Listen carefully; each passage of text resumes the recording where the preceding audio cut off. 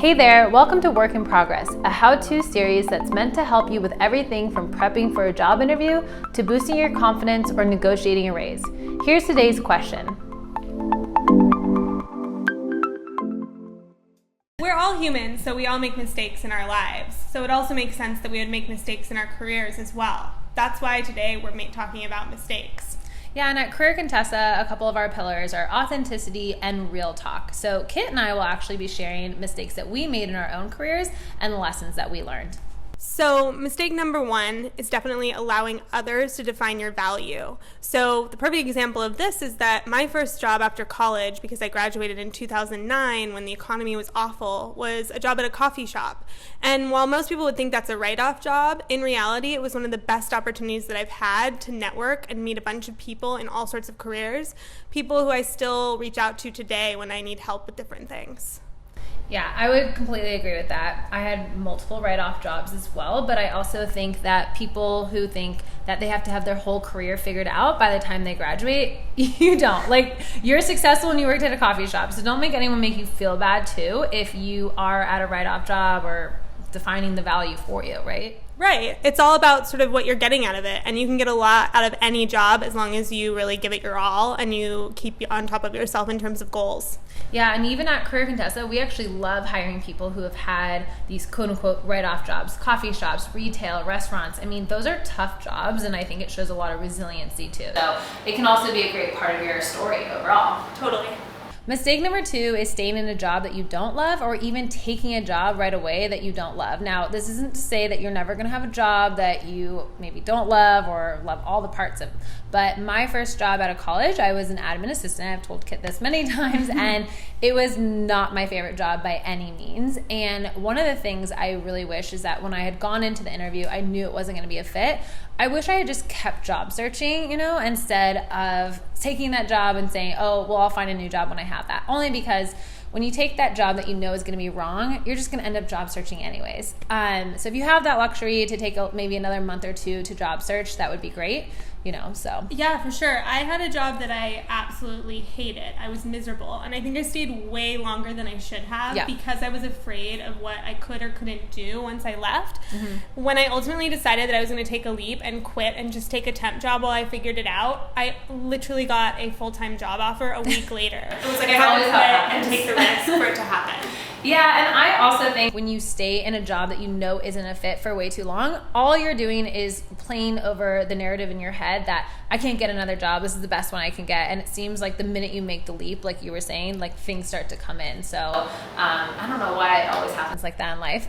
I don't know. You got to free up space, I guess. Yeah, exactly. Yeah. All right. Mistake number 3 is not asking enough questions or not asking for help when you need it. So obviously there's a fine balance here. Sometimes you need to make your own decisions and you need to take a few risks when you're working at a new job or even in the job you currently have. Totally. But that being said, there are a lot of problems if you don't ask questions at the right time, right? I personally, especially in some of my earlier jobs, would try to do things myself without asking for help. And ultimately what you end up doing is doing more work than you even needed to do because, I don't know, you probably have all experienced this. You do a project in the way that you think they want you to do it and they end up telling you to go back and do it all over again. Right.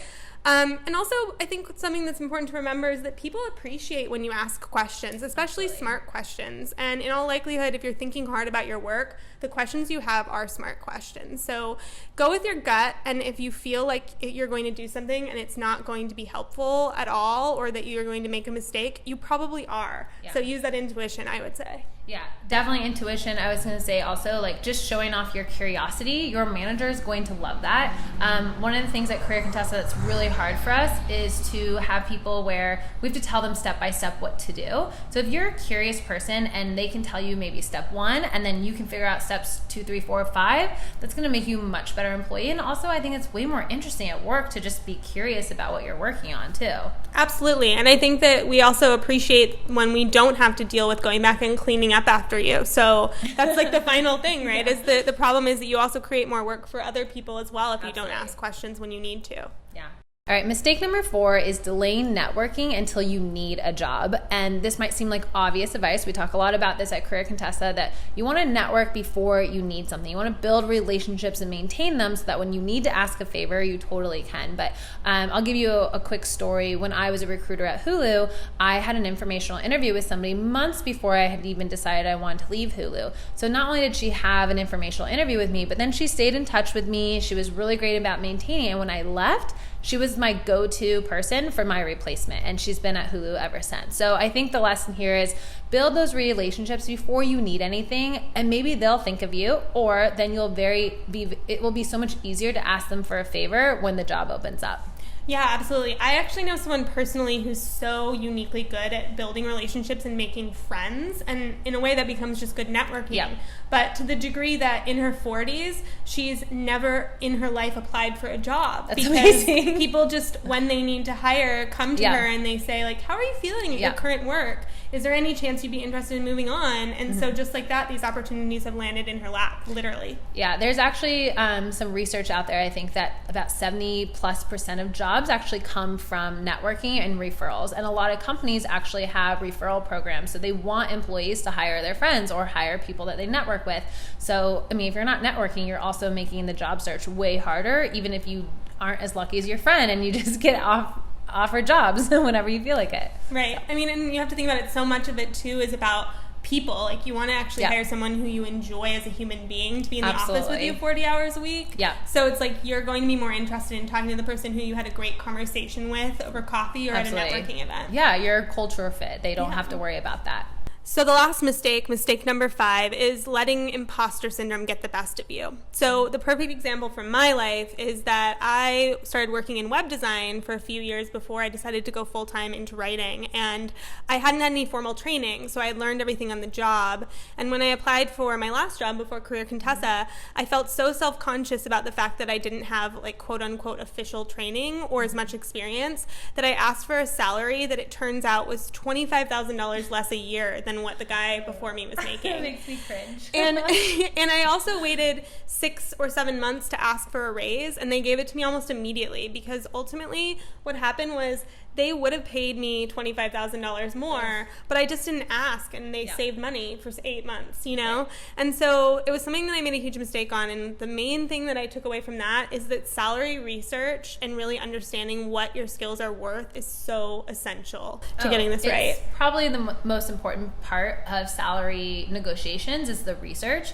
That's one of the reasons why we started the Salary Project, which is our anonymous salary database. It's completely free, is because it's really hard to get access to that information, though, without talking directly to people, and we all know people don't exactly want to share their salaries that often. So the Salary Project is great because it's free. You can go on there and you can get access to over 5,000 pieces of data around salaries, and at least it gives you a starting place, right? I always do think, had you talked to real people in that job, it might have helped, but maybe you would have been more confident about talking to people about that had you had a tool like the Salary Project. Absolutely. I mean, even just alone, like the difference between different companies. I went from a startup to a corporate environment. Right. I had no idea because how could I? So research, you don't know what you don't know, and the only way to figure it out is by asking. And I think going back to one of the first mistakes we were talking about is, like, advocate for yourself. Ask, be aware and just ask questions, be curious. There's nothing wrong with that. Absolutely. Well, that wraps up the mistakes from Kit and I, but we would love to hear from you guys. What are your mistakes? Leave them in the comments below. We would love to read them and know, did you make some of the same mistakes as us? What were your mistakes? It's always kind of interesting to learn from each other. We also have a free worksheet on setting a career vision. Kit and I have both taken this worksheet or filled out this worksheet. It's really fun, and it just helps you kind of visualize what you want in your future career. And it's okay if you've made mistakes. Like, you can still use a worksheet like this to help you either take those learnings and apply them, or also say, okay, I want to be more thoughtful about this going forward. So go ahead and download that as well.